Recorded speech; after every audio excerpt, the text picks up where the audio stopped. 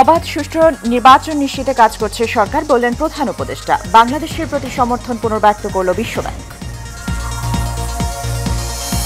Kings party গঠনের চেষ্টা চালাচ্ছে উপদেষ্টারা, মন্তব্য রিজভির। 111-এর ভুক্তভোগী বিএনপি বললেন মির্জা আব্বাস। লন্ডনে বেগম খালেদা জিয়ার অবস্থার উন্নতি জানালেন চিকিৎসক। আজই ফিরতে পারেন তারেক রহমানের বাসায়। এবং উত্তেজনার মধ্যে সীমান্তে বিএসএফের অবস অ্যালার্ট। প্রজাতন্ত্র দিবসের নিরাপত্তার জন্য এই মহড়া বলছে ভারত।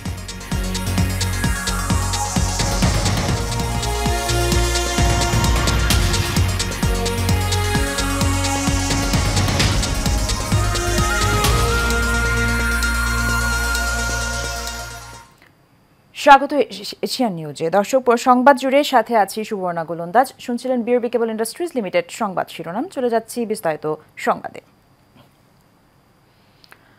বাংলাদেশের নাগরিকরা যেন কোনো বাধা বা হুমকি ছাড়াই অবাধ ও সুষ্ঠুভাবে নির্বাচনে ভোট দিতে পারেন, সেজন্য অন্তর্বর্তীকালীন সরকার কাজ করছে, এমনটাই জানালেন প্রধান উপদেষ্টা অধ্যাপক ডক্টর মোহাম্মদ ইউনূস। বিশ্ব অর্থনৈতিক ফোরামের প্রতিষ্ঠাতা ক্লাউস শোয়াবের সঙ্গে এক বৈঠকে তিনি এসব কথা বলেন। এছাড়া বিদেশি বিনিয়োগকারীদের বাংলাদেশে আরও বেশি বিনিয়োগের আহ্বান জানিয়েছেন তিনি। এদিকে অন্তর্বর্তী সরকারের প্রতি বিশ্বব্যাংকের সমর্থনের কথা পুনর্ব্যক্ত করেছে বিশ্বব্যাংকের ব্যবস্থাপনা পরিচালক আন্না বিয়ার্দে। মেহরাব সুমনের রিপোর্ট। বিশ্ব অর্থনৈতিক ফোরামের বার্ষিক সম্মেলনে প্রধান উপদেষ্টা যুক্তরাষ্ট্র, তুরস্ক, চীন সহ একাধিক রাষ্ট্র ও রাষ্ট্রপ্রধান এবং বিভিন্ন বহুজাতিক প্রতিষ্ঠানের নির্বাহীদের সঙ্গে বৈঠক করেছেন। সেখানে তিনি বাংলাদেশে উপযোগী পরিবেশের কথা তুলে ধরে বিনিয়োগ করার আমন্ত্রণ জানিয়েছেন। বাংলাদেশে পুনর্গঠনে অন্তর্বর্তী সরকারকে বিশ্বব্যাংকের সহায়তার কথা পুনর্ব্যক্ত করেছেন বিশ্বব্যাংকের ব্যবস্থাপনা পরিচালক আন্না বেজেরদে। সুইজারল্যান্ডের দাভোসে ওয়ার্ল্ড ইকোনমিক ফোরামের বার্ষিক সম্মেলনের ফাঁকে প্রধান উপদেষ্টা ডক্টর মোহাম্মদ ইউনূসের সঙ্গে সাক্ষাৎকালে তিনি একথা বলেন। প্রধান উপদেষ্টার সঙ্গে দ্বিপক্ষীয় বৈঠক করেন মেটার গ্লোবাল অ্যাফেয়ার্স প্রেসিডেন্ট নিক ক্লেগ।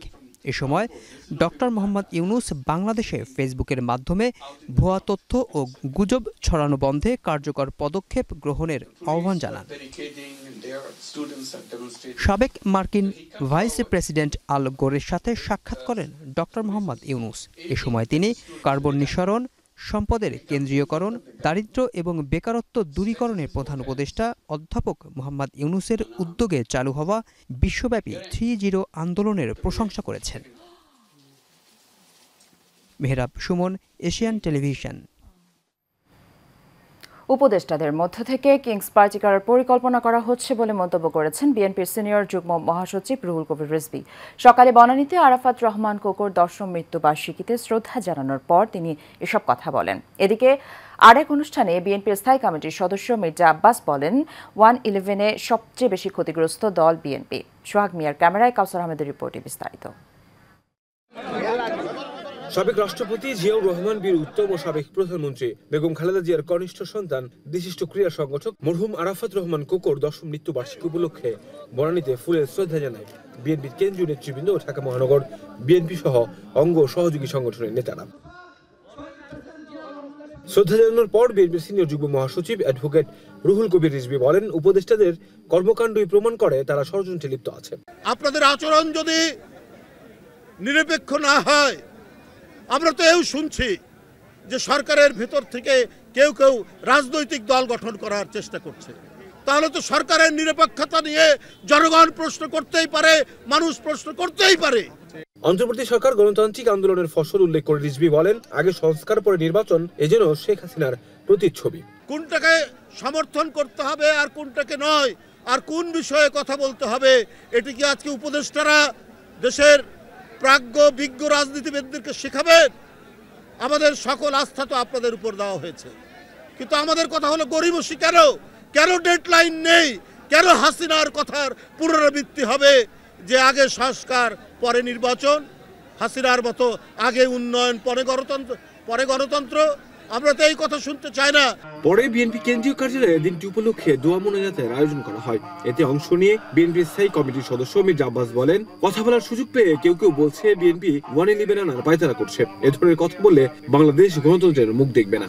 2007 সালের 1/11 যে ভয়াবহ পরিণতি, এটা বিএনপির চাইতে কেউ বেশি ভোগ করে নাই। বিএনপির প্রতিটি নেতা কর্মী, সাধারণ কর্মী থেকে শুরু করে আমাদের দেশ নেত্রী বেগম খালেদা জিয়া পর্যন্ত এই 1/11 অনুসরণ থেকে রেহাই পায় নাই। বিএনপিকে আওয়ামী শিবিরের দিকে ঠেলে দেওয়া হচ্ছে জানিয়ে বিএনপি নেতা চক্রান্ত না করে দেশে শান্তি ফেরানোর আহ্বান জানান। ভারতের দোসর আওয়ামী লীগ তাদের দিকে যারা বিএনপিকে ঠেলে দিতে চায়, আমি বলবো আপনারা নিজের চেহারাটা আয়না দিয়ে দেখুন। কাউসার আহমেদ, এশিয়ান টেলিভিশন, ঢাকা। ইসলামী আন্দোলনকে সিঁড়ি বানিয়ে অনেকেই ক্ষমতা গিয়ে লুটপাট করেছে, তাই আগামী নির্বাচনে ইসলামী আন্দোলন নিজেরাই সংসদে প্রতিনিধিত্ব করবে বলে জানিয়েছেন সংগঠনটির আমির মুফতি সৈয়দ মোহাম্মদ রেজাউল করিম। সেই লক্ষ্যে কাজ করার জন্য নেতাকর্মীদের নির্দেশ দেন তিনি। ওয়ালিদ সিদ্দিকের রিপোর্টে বিস্তারিত। রাজধানীর ইঞ্জিনিয়ারিং ইনস্টিটিউশন মিলনায়তনে ইসলামী আন্দোলন বাংলাদেশের ঢাকা মহানগর দক্ষিণের সম্মেলন অনুষ্ঠিত হয়। প্রধান অতিথি হিসাবে উপস্থিত ছিলেন মুফতি মোহাম্মদ রেজাউল করিম। এ সময় তিনি বলেন, ইসলামী দলগুলো ঐক্যবদ্ধ হয়ে আগামী নির্বাচনে অংশগ্রহণ করবে। এখন বেশিরভাগ মানুষ চায় যে তারা ইসলামের পক্ষে একটা অবস্থান তৈরি হোক এবং সে অনুযায়ী দেশ চলুক। যে বাংলাদেশের ভিতরে যে ইসলামের দলগুলো রয়েছে, সমমনা দল, আমরা সবাই আলহামদুলিল্লাহ নির্বাচনের সময় যেন ইসলামের পক্ষে একটু বাক্স পাঠাতে পারি, এই চিন্তা, এই উদ্দেশ্য নিয়ে আমরা কিন্তু বিভিন্ন পর্যায়ে কাজ করতেছি এবং বর্তমানে চলমান রয়েছে। রাজনৈতিক সহিংসতা বন্ধের বিষয়েও গুরুত্ব আরোপ করেন তিনি। মায়ের কোল আর খালি হোক, এটা আর দেখতে চায় না। এখন পরিবর্তন হতে হবে। আমরা কষ্ট করে টাকা উপার্জন করব, আর সেই টাকা ভ্যাট ট্যাক্সের মাধ্যমে সরকারি ফান্ড জমা হবে, আর তারা ক্ষমতার চেয়ারে বসে আমাদের কষ্ট অর্জিত সম্পদ, আমাদের কষ্ট অর্জিত টাকা তারা বিদেশে পাচার করবে, বেগম তারা তৈরি করবে। এটা বাংলাদেশের মানুষ এখন আর দেখতে চায় না। বিগত সরকারের সমালোচনা করে ইসলামী বাংলাদেশ প্রতিষ্ঠা করার প্রত্যয় ব্যক্ত করেন জাতীয় ও কেন্দ্রীয় নেতৃবৃন্দ। শেখ হাসিনা শিক্ষা গ্রহণ করেন এবং আপনি দেখেন পৃথিবীর ইতিহাসে প্রাইম মিনিস্টার সহ মন্ত্রিপরিষদ সহ 300 সাংসদ এমপি সহ আওয়ামী লীগের যত গুন্ডা পান্ডা পাতি নেতা ছিল সব বাকি। Walid Siddiqui, Asian television, Dhaka. আজ রাতে হাসপাতাল থেকে বাসায় ফিরতে পারেন বিএনপি চেয়ারপারসন বেগম খালেদা জিয়া। বৃহস্পতিবার রাতে দ্য লন্ডন ক্লিনিক হাসপাতালের সামনে সাংবাদিকদের ব্রিফিংকালে খালেদা জিয়ার ব্যক্তিগত চিকিৎসক ও বিএনপির স্থায়ী কমিটির সদস্য ডাক্তার এজেডএম জাহিদ হোসেন এসব কথা বলেন। তিনি বলেন, নতুন করে আরও কিছু পরীক্ষা নিরীক্ষা দেওয়া হয়েছে। শুক্রবার সেসব রিপোর্ট পাওয়া গেলে খালেদা জিয়ার ছুটি হতে পারে। তিনি পরবর্তীতে বাসা থেকে নিয়মিত চিকিৎসা নেবেন। ডাক্তার জাহিদ আরও বলেন, গত 17 দিনে বেশ কিছু পরীক্ষা করানো হয়েছে, 2-1টি রিপোর্ট এখনও আসেনি। খালেদা জিয়ার শারীরিকভাবে আগের চেয়ে অনেকটাই ভালো আছেন বলেও জানান তিনি।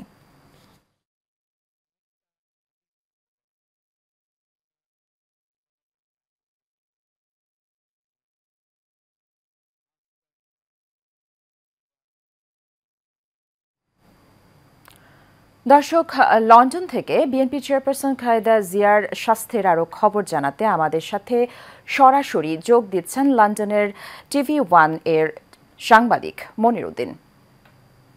মনির উদ্দিন, আপনি নিশ্চয়ই আমাকে শুনতে পাচ্ছেন। বেগম খালেদা জিয়ার চিকিৎসার সর্বশেষ কি তথ্য আছে আপনার কাছে, এবং আজই কি তিনি বাসায় ফিরতে পারেন কিনা? জি, ধন্যবাদ সুবর্ণ আপনাকে। আপনি সংবাদে যেমনটি বলেছেন যে আজ শুক্রবার রাত 9টার দিকে, বা আমরা বলি ইভিনিং এ, আজকে বেগম জিয়ার হসপিটাল ত্যাগ করার সম্ভাবনা রয়েছে এবং বিএনপির ভারপ্রাপ্ত চেয়ারম্যান তারেক রহমানের বাসায় যাওয়ার সম্ভাবনা রয়েছে। যেমনটি আমাদেরকে জানিয়েছেন তার মেডিকেল বোর্ডের সদস্য ডক্টর জাহিদ হোসেন।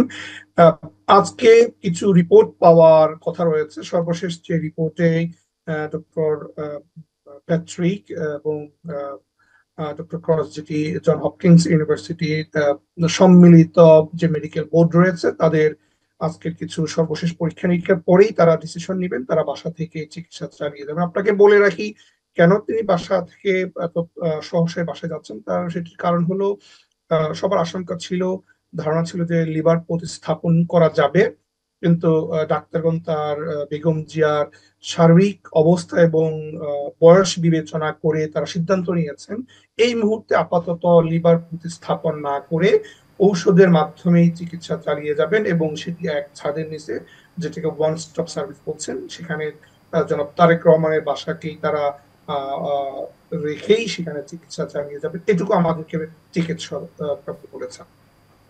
এবং আরো জানিয়েছেন আমাদেরকে যে বেগম জিয়ার শারীরিক অবস্থা এখন অনেক ভালো, এবং যেমনটি তারা লন্ডনে এসেছেন তার চাইতে অনেকাংশে ভালো, এবং এতে তারা বিএনপি নেতা কর্মীদের ভিতরে একটি উচ্ছ্বাসিত ভাব আমরা দেখেছি। নেতা কর্মীরা হসপিটালের সামনে আজকেও আমরা ধারণা করছি তারা বিকেলের দিকেই জড়ো হবেন, তাদের এই নেত্রীর স্বাস্থ্য যে উন্নতি হয়েছে সেটি একবার দেখার জন্য। মনিরুদ্দিন, আপনাকে ধন্যবাদ। দর্শক, লন্ডন থেকে বিএনপি চেয়ারপারসন খালেদা জিয়ার স্বাস্থ্যের খবর জানাতে আমাদের সাথে সরাসরি যুক্ত ছিলেন TV1-এর সাংবাদিক মনিরুদ্দিন। বাংলাদেশ ও ভারত সীমান্তে উত্তেজনার মধ্যে 10 দিনের অবজার্ভার মহড়া শুরু করেছে ভারতের সীমান্তরক্ষী বাহিনী BSF।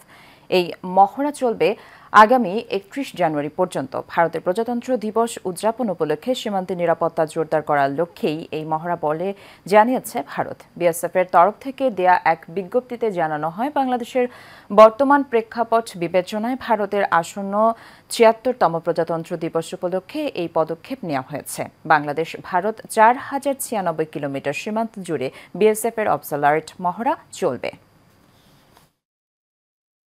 100 টাকার বিনিময়ে দুষ্কৃতীদের এপারে ঢোকাচ্ছে, কিংবা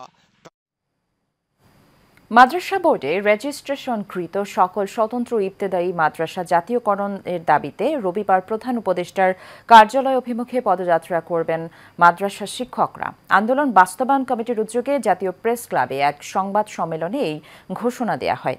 আন্দোলন বাস্তবায়ন কমিটির আহ্বায়ক বলেন, বিগত সরকার প্রাথমিক বিদ্যালয়গুলো জাতীয়করণ করেছে, কিন্তু একটি স্বতন্ত্র ইবতেদায়ী মাদ্রাসাও জাতীয়করণ করা হয়নি। আগামী ২৬ জানুয়ারি অবস্থান ধর্মঘট থেকে প্রধান উপদেষ্টার কাছে স্মারকলিপি দেওয়া হবে বলেও জানান তিনি।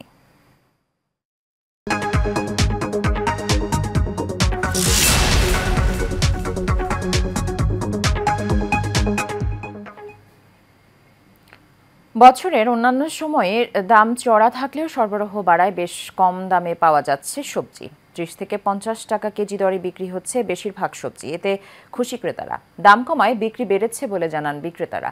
রাজধানীর বিভিন্ন বাজারে ঘুরে দেখা গেছে প্রতি কেজি মূলা বিক্রি হচ্ছে ৩০ টাকায়, সিমের কেজি ৩০ থেকে ৪০ টাকা, মিষ্টি কুমড়া প্রতি কেজি ৪০ টাকা, লম্বাকৃতি বেগুন ৪০ টাকা, গোল বেগুন ৫০ টাকা, শালগম ৩০ টাকা। এছাড়া ফুলকপি, বাঁধাকপি প্রতি পিস ২০ থেকে ৩০ টাকায় বিক্রি হচ্ছে। তবে রাজধানীর বাজারে বোতলজাত সয়াবিন তেলের সংকট রয়েছে। বাড়তি দরেই বিক্রি হচ্ছে চাল, মাছ, মুরগির দামও রয়েছে আগের মতোই। চাউলের অগ্রহণ মাসে নতুন চাল আসে, আবার সামনে বৈশাখ মাসে আসবে, আবার শুনতেছিলাম যে ইন্ডিয়া থেকে চাল ঢুকবে। তো সব কিছু মিলে আমরা সবাই ভাবছিলাম যে চাল আসলে আমাদের জন্য একটু ভালো হবে, দাম কম হলে আমরা বিক্রি করতে পারবো কম দামে। তো এটা আপনার ওরকম আর হয় নাই, আদাটা হালকা একটু বাড়তি। মসুর ডাল টাল মনে করেন, চিনি সবই ঠিক আছে, শুধু তবে তেল এখনো অ্যাভেলেবেল পাইতেছি না। না, এটা তো আমাদের জন্য অনেক কষ্টের বিষয়, যেভাবে জিনিসের দাম, সব কিছুর দামই যেভাবে বাড়তেছে। তো আসলে আমাদের তো ক্রয় সাধ্যের বাইরে আমরা চলে গেছি, তো আমরা তো আমাদের জন্য খুবই কষ্টের বিষয়। তো এখন যদি উপর মহল এই বিষয়টা একটু নজরদারি করে তাহলে আমাদের জন্য অনেক ভালো হয়। তো সবজির দাম শেষ করবো এশিয়ান নিউজ, তার আগে বিআরবি কেবল ইন্ডাস্ট্রিজ লিমিটেড সংবাদ শিরোনামগুলো জানিয়ে দেব আরো একবার।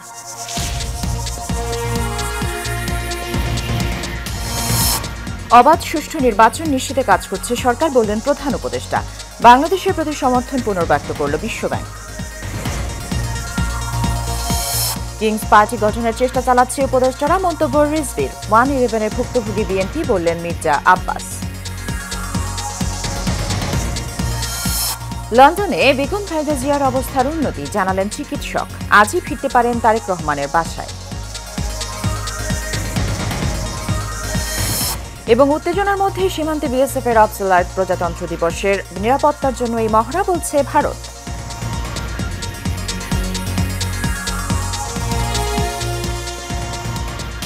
এশিয়া নিউজ এ পর্যন্তই। আমাদের পরবর্তী সংবাদ দেখার আমন্ত্রণ রইল। ধন্যবাদ সাথে থাকার জন্য।